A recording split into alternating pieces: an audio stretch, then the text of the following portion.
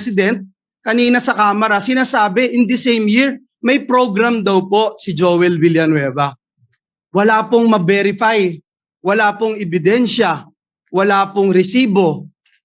Pero patuloy po itong tinatanong. Mr. President, sabi ng matatanda, kung sino yung lumalaban, siya yung gusto nilang tamaan ng mga sindikato. And if you can't convince them, confuse them. Binanggit din po yan ni Mayor Vico Soto. Mr. President, hinahanap pa ba natin ang mastermind? Dito rin po sa buluhagan na ito, Mr. President, unang nasabi yung binabanggit kahapon ni Senate President Escudero, a name that cannot be mentioned. Walang iba kung hindi si Dracula, na ginawang tagapagbantay ng Kamara doon po sa National Blood Bank natin. Ngayon, Mr. President, nasan po si Dracula? Bumaba daw po yung dugo. Bakit? Kulang na po ba ang supply ng dugo? Kaya sa iba na humahanap ng dugo si Dracula?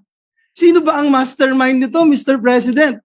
Hindi po ba ganito rin po yung ginawa sa atin 2 years ago nung nilabanan natin yung People's Initiative na may mga script na pinababasa at basa, scripted lahat.